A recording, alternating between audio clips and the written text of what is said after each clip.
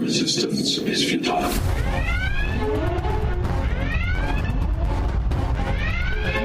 Boldly going where no show has gone before. This is The Week in Geek on Fox Sports 1280. Broadcasting from the tubbyandcoos.com studios, here's David and Brian. Merry Christmas, New Orleans. This is The Week in Geek on Fox Sports 1280. This is David D. Squared DeCorbier with Brian Held. Merry Christmas, Brian. Merry Christmas, Dave. I hope you have sugar plums dancing in your head right now. I do, in do? fact, yes. Well, good. That explains a lot of things about you. No, not really. All right, so this is our Christmas episode. Yeah. We are on vacation, but we have a lot of stuff to cover. Oh, do we? Yeah, we in this episode, we have Barry Bostwick. Yes, and we have Frank Grillo. And then we have This Week in Geek History, and, of course, we have prizes for you. Brian, let's start off with the prizes. All right, so we have a VIP package of Wizard World tickets to give away. If you go to our station's website, foxsportsam1280.com, you can register under the contest section, and it's actually right up on the front page. Just click on that and go ahead and register. That's 2 VIP tickets for Michael Cudlitz. He's Abraham from The Walking Dead. From The Walking Dead. Yeah, I've had some women be like, "Oh my God!" I'm like, "Yeah, I know." So that's great. We also have for our listeners tonight the first 4 of you who respond to just message us on Facebook. Right, that's facebook.com/The Week in Geek. Just send us a message and say, "Hey, I want some free single-day passes to Wizard World." You'll win. You know, maybe we should just say, "Hey, I want my Christmas presents." There you go. There you go. That way they'll know. They'll definitely know. We'll see that it says you want your Christmas present. We're going to hook you up for The Week in Geek and Fox Sports 1280. Right. First 4 people to send us a message. All right, but Yep. we have more presents too, don't we? Do we? Do we? I thought we did. No? No. Well, our presents will be somewhere. Our presents will be at NOLA Gaming Fest. We will be at NOLA Gaming Fest. That's going to be on January 2nd and 3rd at the Pontchartrain Center in Kenner. Brah. Yeah, and we're going to be out there. There's a whole lot of crazy stuff going on. You can go to igl.gg on the net to find out more information about that. It's going to be a great time. igl.gg. They say it works, okay. It does work, Dave. I want people out there to figure it out themselves. All right. So, all right. So, yeah, NOLA Gaming Fest, man. And then what else do we have after that? The weekend out there is Wizard World. We're going to be there. We're going to have a booth on the show floor. So come by and say hi, take some pictures with us. And, yeah, it's going to be a good time. And we got the Week in Geek banner, man. I know we do. That's cool. And so, Dave, did you see Star Wars? I did. All right, we're not going to talk about it. We're not going to talk about it. I figure we can talk about it at NOLA Gaming Fest. Come by and swing by and see us. We'll be there. And I figure 2 weeks is more than enough time for people to have squeezed it in post-Christmas, et cetera, and pre-New Year's Eve. So, and we'll be doing a web-only podcast from NOLA Gaming Fest. So right. that'd be a perfect opportunity to talk a whole lot about that it. way we don't want to ruin it for anybody. No, that's true. So I think it would be safer to not talk about it on this show. So, all right. Great interviews you got with Barry Bostwick and Frank Grillo. That was earlier last week. Yeah. It was Tuesday and then Friday. I got Frank Grillo calling me from the gym. I know. It was cool. Man. Yeah. And we have more interviews that are going to be coming up, and we're going to air those as the weeks get closer to Wizard World. And ideally, they're bringing somebody to studio. All right. So let's go to Skungy and his informal pick of the week. Hey, Skungy. Merry Christmas, man. How's it going? Happy Kwanzaa. How are you? It's going okay. We're out here in beautiful Kenner, Louisiana. Yeah. We're pre-recording this for the show this week since we're all going to be celebrating Christmas. And Merry Christmas to everybody out there. And so what video game you got for us this week? Rise of the Tomb Raider, the sequel to the reboot prequel of Tomb Raider. Nice. Like, I don't have enough of reboots and re-sequels and retreads and... Exactly. No, yeah. So a couple of years ago, they rebooted the Tomb Raider franchise and made it where it was Lara Croft's first adventure. So now is the continuation of that. So it's exclusive to Xbox One. Let's say this right now. What? It's exclusive to Xbox One. There's no PlayStation 4, no dirty PC, none of that. It's so it will eventually come out on the other ones, but it's a timed exclusive, so it'll be about between 6 months and a year before it releases on the other ones. That's crazy. Hey, Microsoft paid. Yeah. So, getting down in the nitty-gritty of it, I mean, this is a great action-adventure game. It's got almost like an Indiana Jones feel to it, like the other one did. It's just a broader scale than the last one. You have this semi-open world action-adventure game. Why I say semi-open world, it's not like you can go anywhere and do anything. There are limits to what you can do. You can, take different paths to get places. Well, I got to ask, is it a sequel in that you have to play the previous iteration to kind of understand what's going on, or is it kind of standalone? It's like most video games. You can probably get along without playing the first one. It helps because it establishes her character, and her character is a little bit different, and you get the really cool thing is the story. You get to see the changing of her character from being this timid woman who was, going on her first expedition in the first one with, following in her father's footsteps, all the way to now where she's a lot more, driven. She's even more obsessed a little with trying to find these artifacts and whatnot. I don't want to give away any spoilers because the story does have a good amount of twists and turns to it, but yeah, so you really don't need to play the original. Okay, but I heard nothing but good stuff about this previous iteration.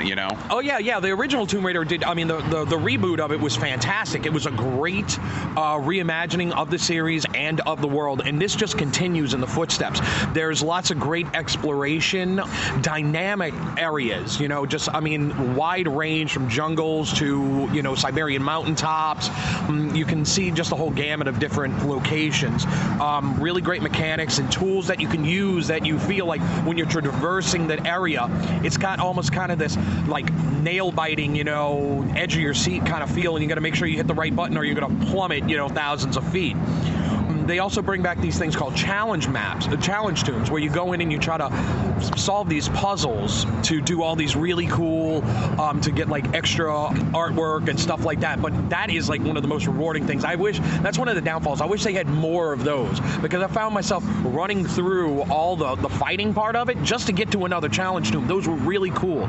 The combat's a little lackluster, but it's better than the last one. They improved a little bit. You get to make some of your own weapons, which is fun. But it completely gets rid of the stealth element. You really don't need a stealth element in this. Well, I mean, are you playing Tomb Raider for combat, or are you doing it because it's your puzzles and trying to find the treasures and all that? That's primarily been more what the Tomb Raider series has been, and this one makes it feel like that. It's just a combat. I think might be a little too much combat in it. Okay.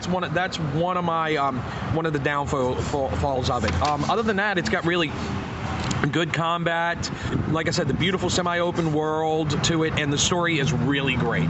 So, I mean, I highly suggest it. It's a really, really good game. So, release day DLC, are we going to see any of that? There'll be some DLC on it eventually. The release date, it's already been out. It came out a couple of months ago, about a month ago now it's been out. Just getting to it now, unfortunately. All right, so, or better yet, is there a season pass that's going to pop up? There is a season pass. There's always a season pass. That is it's like, rain on a Sunday morning, Right, right. Well, I say that and it's Sunday morning. Right. Xbox One exclusive right now. What's the price tag on this bad boy? $59.99. Wow, that's just that's the standard price. And I want to make a little adding on this, not necessarily to this, but there's a game called Psychonauts 2 has been announced by the great Tim Schafer, who made Day of the Tentacle, Monkey Island, Psychonauts 1, In Charge of Double Fine. He just announced that Psychonauts 2 has been announced. You can look up Psychonauts 2, and they have this funding page, and you can back the game. And actually not only put money like you would a Kickstarter, but this is a little bit different. When you put money in, you're actually an investor, and you can get it where you can make profit off of the game. What? Absolutely. This is one of my favorite series of all times. I love Psychonauts. It was one of the most enjoyable, fun games ever made. Please go fund this game so we can have a second one. Please, I'm begging you. All right, that's fair enough. All right, so by the time that this interview airs, it'll be about a week after The Force Awakens is released. I know you've seen it. What do you think? You like it? I've seen it twice. All right. I've seen it twice. I thought it's fantastic. It's no spoilers. No spoilers here. I thought it was done Very well. It got the bad, nasty taste of episode 1 out of everybody's mouth in the prequels. It's good to see some of the old characters back, nostalgic. I really like the new characters. I've got to say that. I was very surprised on the likability of them. Well, but for anyone who may not have seen it at this point, it's good to see Jar Jar back, right? Brian, we want people to listen to the show. I'm just kidding. You're evil. Even though there is Darth Jar Jar, he is a Sith Lord, just so you know. Right. All right, well, Skungy, appreciate your time, taking the time today. Great review. Rise of the Tomb Raider in stores now. Xbox One exclusives, $60, and Merry Christmas, man. Happy Kwanzaa. If you enjoy books that are sensual, macabre, unusual, and filled with magic, then delve into the worlds of award-winning author and editor Kimberly B. Richardson. Her books, Tales from a Goth Librarian 1 and 2, The Decemberists, and Maybon Pomegranate will surely satisfy your craving for the strange and unusual. Her books are available through Amazon.com, BarnesandNoble.com, as well as Dark Oak Press at darkoakpress.com. Have a cup of Earl Grey, turn the pages, and see what lurks within. Tubby & Coos Mid-City Bookshop. Before you get booked up, head over to 631 North Carrollton right off Orleans to Tubby & Coos Mid-City Bookshop. Off the books, Tubby & Coos is a nerd mecca for books, board games, and geeky t-shirts. So book it over to Tubby & Coos Mid-City Bookshop at 631 North Carrollton. If you don't want to do it by the book, use their free Wi-Fi and check their stock at tubbyandcoos.com. Tubby & Coos Mid-City Bookshop, where it's all geek to me.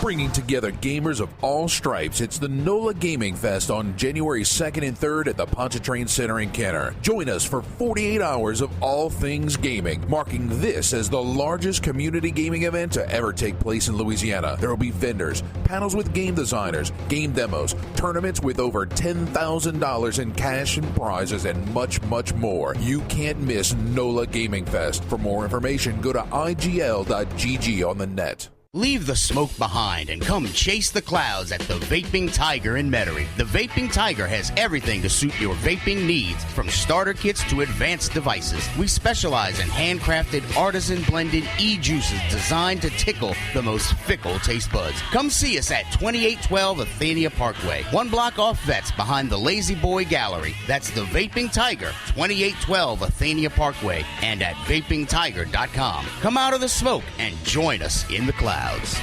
This is David D. Squared DeCorbier with The Week in Geek on Fox Sports 1280. Joining me on the tubbyandcoos.com hotline is Mr. Barry Bostwick. How are you doing today, sir? You know, I'm doing great, man. How could I not be? It's beautiful weather here in Southern California.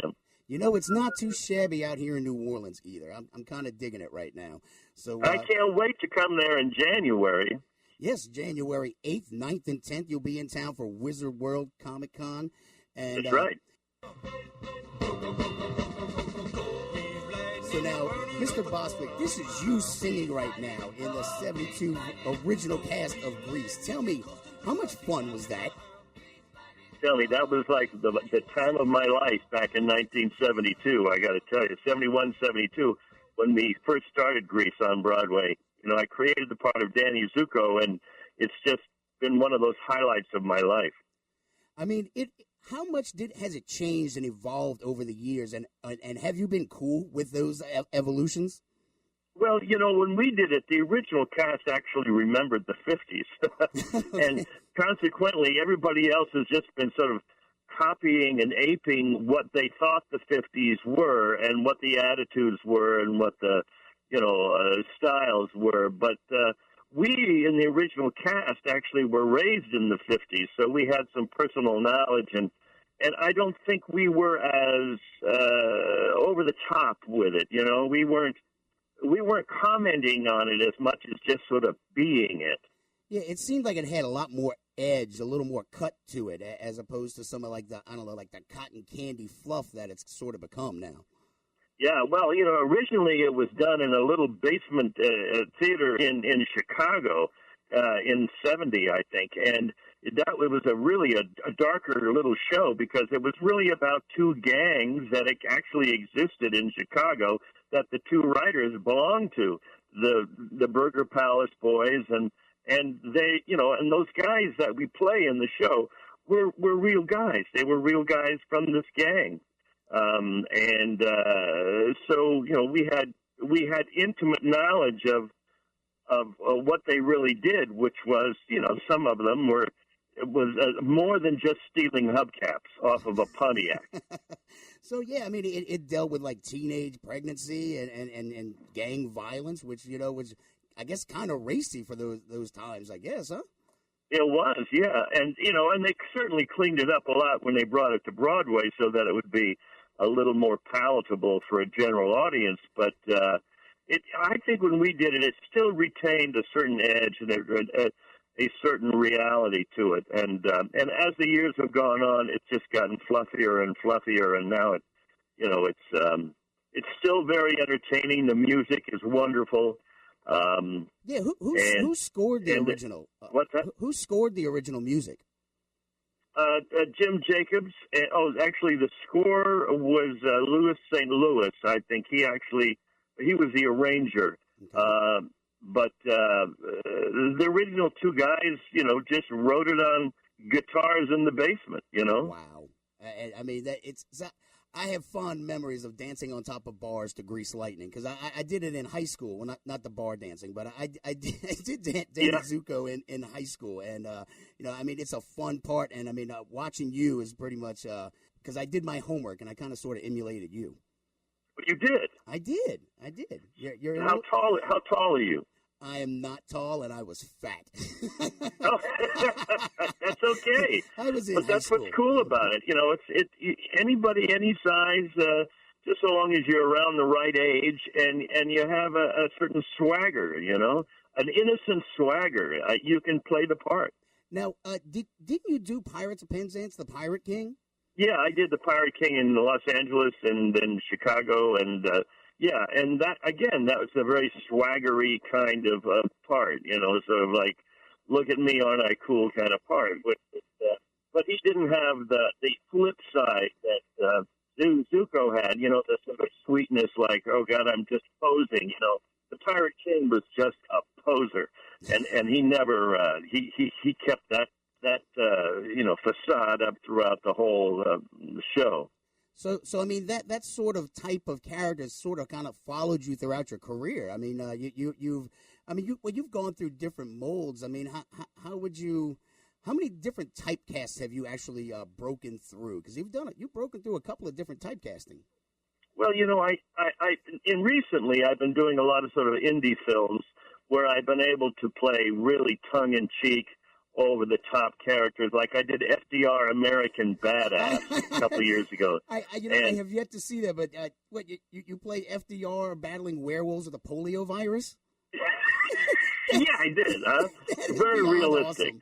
And, and I just loved it because it was not historically correct, let's put it that way. Right. And what about Helen Keller versus the Nightwolves? Was that correct? Helen Keller versus Nightwolves? No, I don't think Helen Keller ever fought Nightwolves and saved her village.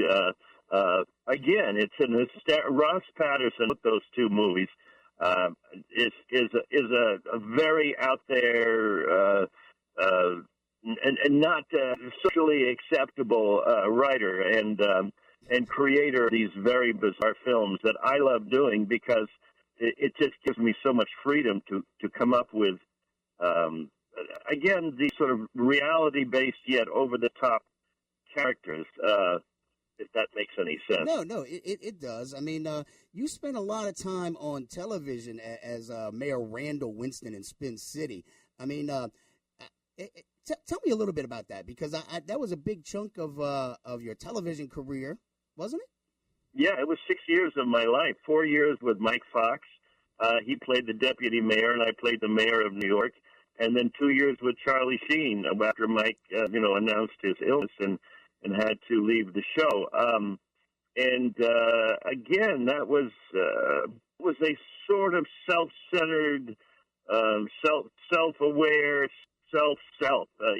guy who was on the outside didn't seem to be that intelligent, but was more there for looks. And Mike and Charlie were always trying to get me out of trouble that I would get myself into.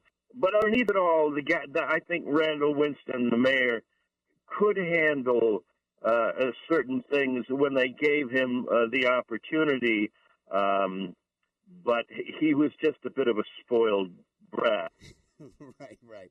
So, I mean, what was the difference between working with Charlie Sheen and Michael J. Fox? I mean, well, Michael J. Fox was my boss because he was the executive producer of the show. So we were all a little nervous working for him and with him because if we felt that if we didn't get the right laughs on a weekly basis, we were going to be fired. Charlie, on the other hand, was just a team player, and he came in as, just another member of the cast. So I think we all relaxed a little bit with Charlie, and he brought to it a whole different energy and history that I loved playing against. And he was really on top of his game and was very enthusiastic about learning how to do the sort of half-hour sitcom, which he'd never done before. Wow. So now one of the other things I wanted to talk about, too, was you just did a web – well, not just did, but you did a web series inside the Extra Studios. Tell me about that because I love this. I love the idea behind it. Oh, fun. Yeah, no, it's a web series that's on now. I think we just put our 7th episode up yesterday or 2 days ago on YouTube.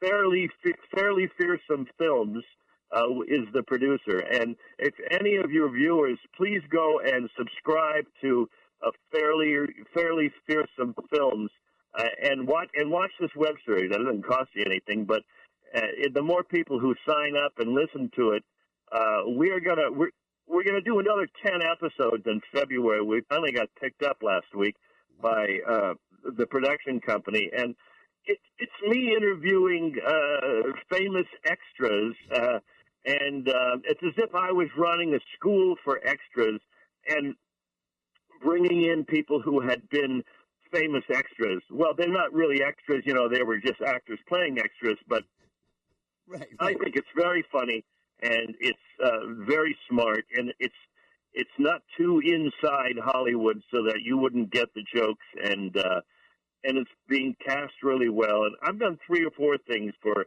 this guy named Adam Hall, who is the director, writer of these, with a guy named Cale McCann. And I love these guys. They're young. They're out of just like 5 years out of college.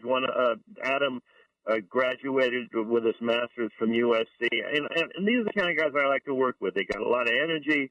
They got fresh ideas. And so, yeah, Inside the Extra Studio. It's a takeoff on Inside, the Actors Studio, obviously. And I in it have a lot of respect for extras, but I hate it when extras want to become real actors. Okay. So watch it. It's very funny. All right. So, and that's by Fairly Fearsome Films. Fairly Fearsome Films, Inside the Extra Studio. So that was kind of basically leading me into my one of my final questions here was that where else can we find you? What else have you got going on? And, where can we find you on the net? Oh, geez. I just finished something yesterday, another web series, 5-part web series called Skirt Chasers, which will be on in the beginning of the year sometime for Tello Films. And it was an interesting job because we're doing 5 sort of 6-7 minute pieces, and then we're editing it all together as a half-hour pilot, and then it's going to try to be sold as a pilot for either network or cable. And it's sort of a new business model for a lot of people out here where they're actually shooting a pilot, finding some way to play the pilot off on the web, but then they have something in hand as opposed to just going in and pitching an idea to a network or to Amazon or somebody. They actually go in with an already made half-hour pilot, so it doesn't cost the people that you're trying to sell it to any money, and they can really get a feeling for what the tone and type of show it is. Well, yeah, I mean, that makes a lot of sense. I'm sure a production company, if they can save a few dollars on pilots, I'm sure they would love that. Yeah.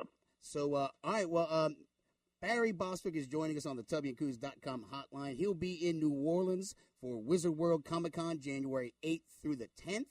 And I don't know, what else do we need to cover, sir? Well, that's it. Just come down to Wizard World. It's a fabulous event, and there's just going to be all kinds of people there, and a lot of women dressed in very risque costumes, which is why I love them. Right, and they can stop by the iHeart Media table for some cosplay pictures. We'll be happy to oblige them. Oh, great! If my programming director lets me, I don't know. We'll see. We'll see how that works. Well, invite me over, and I'll come over and say hello and oogle along with you. That just sounds like a good time. All right, Mr. Bostwick, thank you so much for your time, and we truly appreciate you joining us on the Week in Geek. Well, my pleasure. We'll see you later. We'll see you in January. All right, see you then. Leave the smoke behind and come chase the clouds at the Vaping Tiger in Metairie. The Vaping Tiger has everything to suit your vaping needs, from starter kits to advanced devices. We specialize in handcrafted, artisan-blended e-juices designed to tickle the most fickle taste buds. Come see us at 2812 Athenia Parkway, 1 block off Vets behind the Lazy Boy Gallery. That's the Vaping Tiger, 2812 Athenia Parkway, and at vapingtiger.com. Come out of the smoke and join us in the clouds. If you enjoy books that are sensual, macabre, unusual, and filled with magic, then delve into the worlds of award-winning author and editor Kimberly B. Richardson. Her books, Tales from a Goth Librarian 1 and 2, The Decemberists, and Mabon Pomegranate will surely satisfy your craving for the strange and unusual. Her books are available through Amazon.com, BarnesandNoble.com, as well as Dark Oak Press at darkoakpress.com. Have a cup of Earl Grey, turn the pages, and see what lurks within. Tubby and Coos Mid-City Bookshop. Before you get booked up, head over to 631 North Carrollton, right off Orleans, to Tubby and Coos Mid-City Bookshop. Off the books, Tubby and Coos is a nerd mecca for books, board games, and geeky t-shirts. So book it over to Tubby and Coos Mid-City Bookshop at 631 North Carrollton. If you don't want to do it by the book, use their free Wi-Fi and check their stock at tubbyandcoos.com.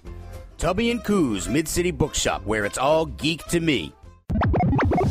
Bringing together gamers of all stripes, it's the NOLA Gaming Fest on January 2nd and 3rd at the Pontchartrain Center in Kenner. Join us for 48 hours of all things gaming, marking this as the largest community gaming event to ever take place in Louisiana. There will be vendors, panels with game designers, game demos, tournaments with over $10,000 in cash and prizes, and much, much more. You can't miss NOLA Gaming Fest. For more information, go to igl.gg on the net. Come to New Orleans' premier tabletop gaming store, Go For Games, located on 701 David Drive in Metairie. Warhammer, War Machine, Magic the Gathering, HeroClix, Pathfinder, and many more. Visit us at goforgamesnola.com. That's GO4 gamesnola.com for the latest news and upcoming events. We're open 7 days a week. Call us at 504-324-8335 or come on by. Go For Games, your gaming destination. This is David D. Squared DeCorbier with the Week in Geek on Fox Sports 1280. And joining us on the tubbyandcoos.com hotline is Mr. Frank Grillo. I guess real quick before we get into anything, I know we can't talk any plot points about Civil War. Right. What about The Purge 3? Can we talk about anything about that? Oh, yeah. Yeah, I could. I got a little more leeway on that. 3 kind of takes it to where it begins, The Purge, which is D.C. And it's weird because a lot of what's going on with Donald Trump right now and the things that he's saying and what's going on in our country is kind of paralleling what Purge 3 is about, accidentally. I think accidentally. So it takes place in D.C. and it's very political as opposed to the last 2. And you really kind of find out who's behind the Purge and why.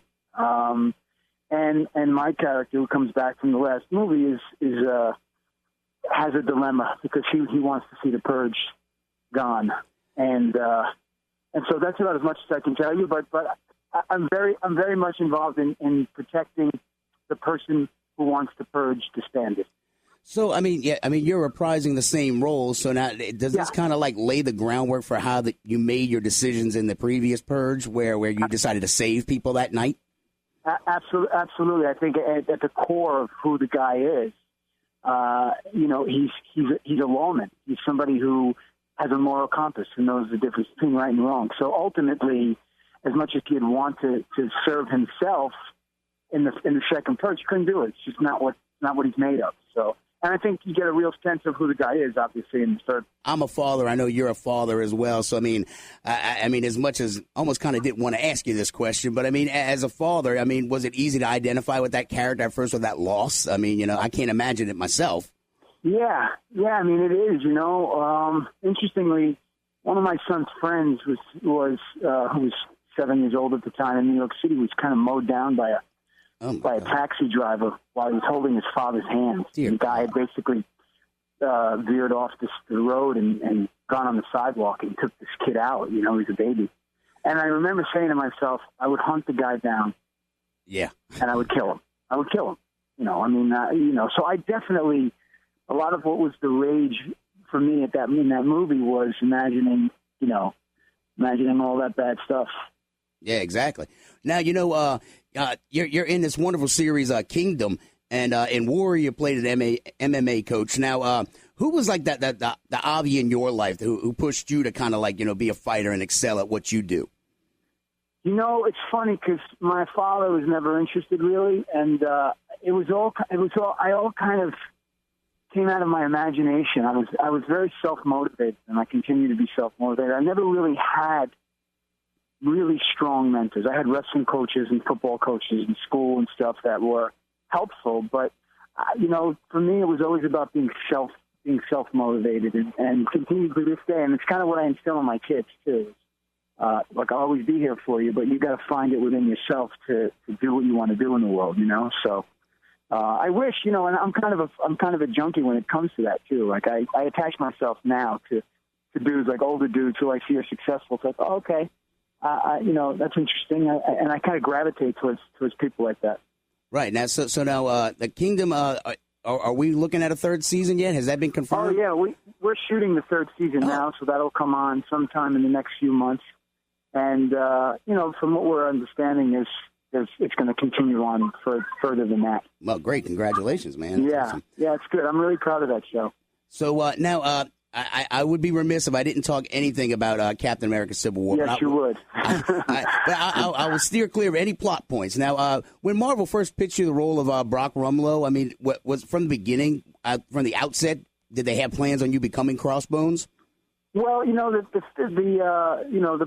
the proposition of it all was that this was an origin film, the first one, and we're going to see the character expand and turn into what it's no secret. I mean, Rumlow turns into Crossbones in the comics. Right. So, the interesting thing about Marvel is they use their characters, especially secondary characters, which I would consider Crossbones to be, in any fashion that they choose. It doesn't necessarily follow the comic book stories. So, without giving too much away, I mean, I can tell you I don't kill Captain America.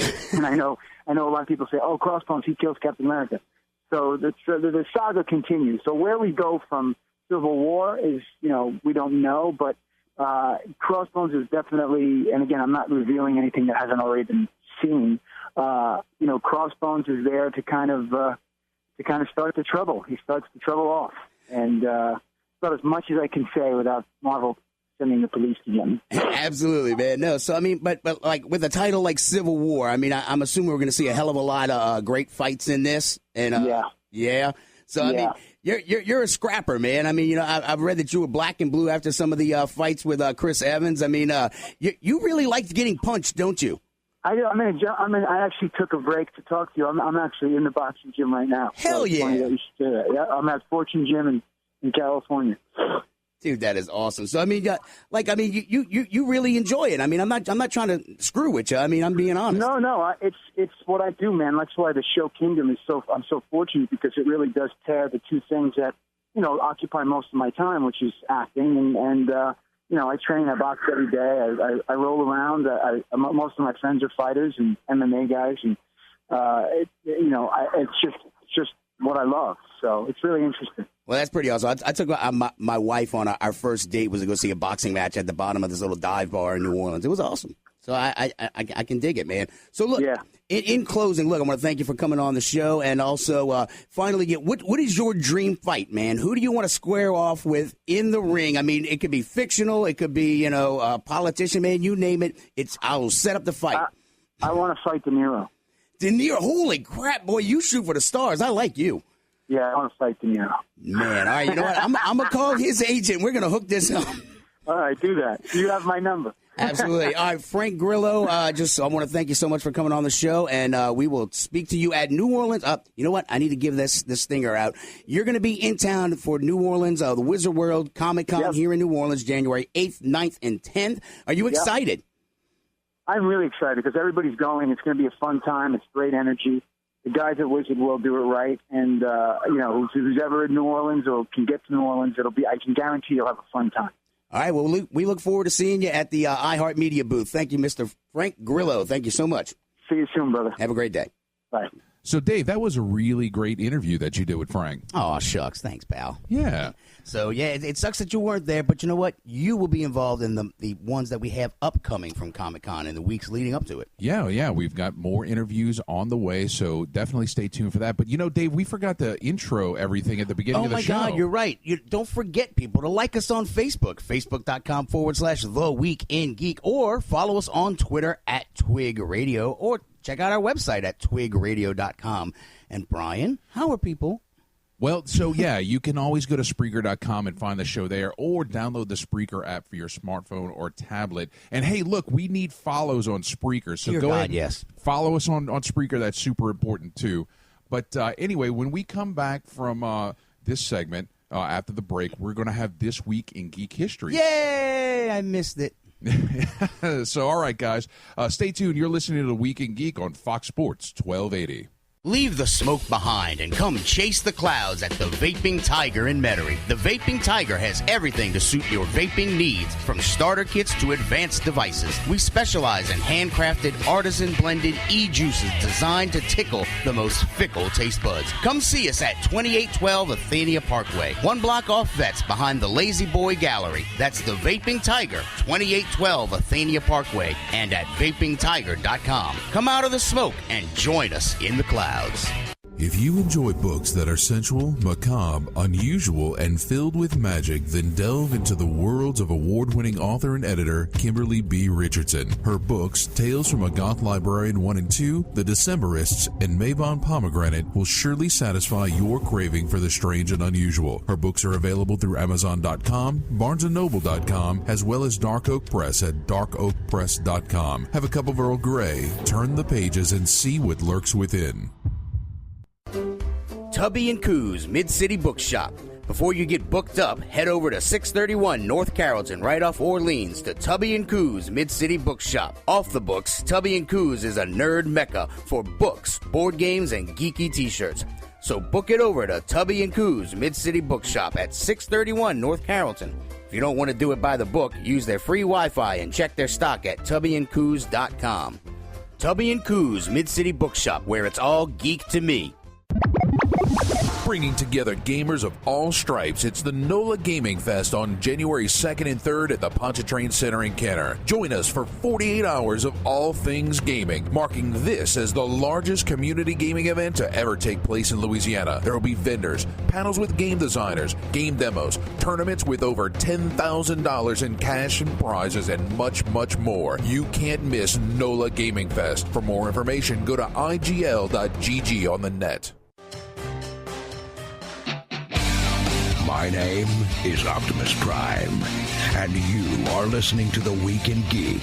Autobots, transform and roll out. Welcome back, New Orleans. You're listening to The Week in Geek on Fox Sports 1280. This is Brian Held with Fozzie Bear. Waka waka. I just love saying waka waka. I know you do, Dave. All the time. So, are you ready for some This Week in Geek History? Yes. Yes, I am. This Week in Geek History. We're sending you back to the future. Yes! Oh my gosh! This Week in Geek History is brought to you by NOLA Gaming Fest, January 2nd and 3rd at the Pontchartrain Center. Find them on the net at igl.gg. This Week in Geek History. Yes! Oh my gosh! All right, Dave, first item on my list is December 21st, 1980. It's the final episode of Carl Sagan's Cosmos, airing on PBS with Who Speaks for Earth. It's the final countdown. The final episode? It was the final episode back in the 80s, yeah. How long did that run? I'd have to look it up, but I mean, it was I don't know. It was like Nova, because I watched Nova, and I guess I get them both confused. I can't remember which ones I watched with my dad, because it came on YES, right? Yeah. So between that and Doctor Who, I watched them all in black and white. So they're like, here's pictures of the cosmos. Wow, shiny black and white pictures. Thanks. All right. Sucked. All right, so the next item on my list is something that I know you appreciate, which means you don't, is fake. You know me so well. I know. It's fake holidays. This one first appeared on December 23rd, 1997. It's Festivus for the rest of us. Oh, I like that one. Oh, dude, prepare for the feats of strength, sir. Yeah, it was the parody holiday created by Daniel O'Keefe, and it was made popular by Seinfeld. So Seinfeld didn't create it? I don't know who this Daniel O'Keefe guy is. Well, maybe he was a writer for Seinfeld. He could have been. I just liked Kramer going, Festivus for the rest of us, and his dad, too. Jerry's dad said that. That was great. Yeah, no, and it's funny to see people actually set up Festivus polls. They actually take it seriously. Yeah, no, it's good stuff. That is funny. It is. All right, next item on my list is December 23rd, 1986. The Rutan Voyager lands on Edwards Air Force Base. It becomes the first plane to fly nonstop around the world without refueling. Did that plane have a lot of drag? Well, I guess at the beginning when it was full of fuel. Well, I just thought you said the RuPaul plane had a lot of drag. Rutan, R-U-T-A-N. Oh, I thought you were talking about RuPaul. No, you better work. Cover girl, work it now. I'm talking about, a scientific achievement. Science! I'm thinking drag queens. I'm sorry. It's Christmas. Everyone deserves a drag queen for Christmas. Oh, Dave. What's next? What's next? All right. December 24th, 1955. NORAD tracks Santa for the first time. About time, too, because I want to know where that chubby guy is sometimes, man. Yeah. I mean, sometimes he doesn't answer his email, doesn't answer his phone, and I get nervous. I'm wondering about the guy. It says, my notes here, it says the program is in the tradition of the September 1897 editorial, Yes, Virginia, There is a Santa Claus, that was in the New York Sun. But, they have apps for the phones, They do. And that's how I'm able to let my children know, get your butt in bed. Because Santa's technically in Alaska, and it don't take him long to get here.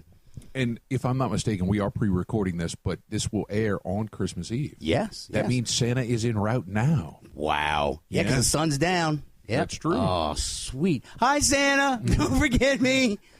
I don't want to give out my address. I mean, he knows, but I don't want to give it out over the radio. Some creep might show up. Hi, I'm Santa. Don't rush it because you're getting cold, Dave. Like you do every year. I do not get cold. All right. Next item on my list. I don't have the full date for it, but it is another parody holiday on December 25th. It's Decemberween. What the hell is that? It's a parody of Christmas that features gift-giving, carol singing, and decorated trees. And the fact that it takes place on December 25th, the same day as Christmas, has been presented as just a coincidence. Oh, right. Just a coinky-dink. And it's stated Decemberween traditionally takes place 55 days after Halloween. And this was featured on the Homestar Runner web series. Are you familiar with that at all? Oh, man, that's a big thing for nerds, dude. Yeah, Homestar Runner, What? It was a little comedy web series that Homestar Runner and all his pals, and they had. People are going to tear me up on Facebook for this now. No, they're not. They're actually going to say, "Hey, I remember Homestar Runner. It was freaking fantastic." No, they're going to be like, "That other guy doesn't. That other guy doesn't remember." Yeah, be like, yeah. No, I don't. Oh man. Well, after this, I will show you some episodes of Homestar Runner. So stop the hate mail now. Brian and I are going to look, and I'm going to watch it. All right. So I have one more item on my list, and when I was looking through our catalog of historical items, I noticed that there's a whole bunch of movies. Right, you were digging deep in the Week in Geek archives. I was, and there's all of these movies blowing the dust off that are obviously released on Christmas, right? Because everybody's off, and those poor guys that work in a movie theater, they're stuck there. Yeah. And but out of all of those, the one of my favorites, it was December 25th, 1999, starring Tim Allen, Sigourney Weaver, Alan Rickman, and Sam Rockwell. Was that the jingle? Not Jingle All the Way. Oh God, where he slid off the roof and all that? No. Galaxy Quest. Oh God! See, wait, I'm thinking Christmas movie, you jerk. Yeah, but it's Galaxy Quest. Never give up. Never surrender. You gave me crappy clues, Brian. You gave me crappy clues. It came out on Christmas? It did, and back in '99. I don't remember seeing it in the theater. Yeah, no, but I love that movie. God, who doesn't? I mean, it was our old opening, man. I loved that freaking movie. I mean, I used to steal dialogue and audio from it all the time. Oh, man. Yep. It's good stuff. By Grabthar's hammer. So it came out on Christmas, really? Yes. I had no idea. Yes. Did not know that. They also, Sherlock, the one with Robert Downey Jr. came out on Christmas. Oh. Yeah, I was looking at that in my list. So, all right, Dave, I got some birthdays. Say it's your birthday. December 21st, Samuel L. Jackson. Hand me that lightsaber. The one that says, "Man, shut your mouth." Yeah. Yeah, I'm not Brian Held. I'm not going to drop F-bombs on the air. Oh, jeez, Dave. I'm going to go there twice, Brian. Twice, Brian. to your one. And, dude, I just said that I don't like Cox Cable. Right. And, don't you do it. So, hold on. So, now can you play the little, I win? I win. Because I'm winning, right? All right. Next item on my list, also December 21st, Kiefer Sutherland. Oh, we're doing birthdays. That's right. I forgot. Yeah. I lose. Oh, jeez. From the Lost Boys, 24, Stand By Me. Yeah. All right, December 24th, Diedrich Bader. He was the neighbor Lawrence in Office Space. Yeah, and I won't tell anybody. Get those ham hock stuff. Yeah, I remembered him from Drew Carey's show, and the other guy, French, I think was his name. Who was? I don't know. Those guys did a whole bunch of the improv show with Wayne Brady. Yeah. Oh, Wayne Brady going to have to choke up. Mm-hmm. All right, let's see. Also on December 25th, CCH Pounder. She played the mysterious Mrs. Frederick in Warehouse 13. I thought it was Chi Pounder. She was in The Shield. I loved her in The Shield. Oh, yeah. She is not someone you mess with. She always plays a person with a lot of gravitas and is always in charge. Mm-hmm. Yeah. Brian, we're getting close to the end of this. We are. All right, December 27th is Masi Oka. He was Hero in the series Heroes. Remember? Oh, yeah. So, all right, man. Well, look, Merry Christmas to all, and to all a good night. But before you go to bed, help Santa Claus and Brian out, and go sign up for free presents for Comic-Con. Right, and then we're going to have some free passes if you message us on Facebook. Tell us you want your Christmas presents. We have four pairs of one-day passes to Comic-Con January 8th, 9th, and 10th. And also... like us on Facebook? Yes, but also we come out and see us so we can discuss Star Wars at NOLA Gaming Fest January 2nd and 3rd. Right. That's going to be at Pontchartrain Center. You can find out. You know where it's at. Yeah. I'm not saying it again. More information on igl.gg on the net. Oh, man, and everybody, read a book. Elvin Bain is by Mercedes Lackey is the book of the month from Tubby & Coos Mid-City Bookshop. All right, and support our sponsors, please. They help keep the shows on the air. Yep. So everybody, Merry Christmas to all, and to all a good night. Till next time, keep your nerd flag raised high. GFL.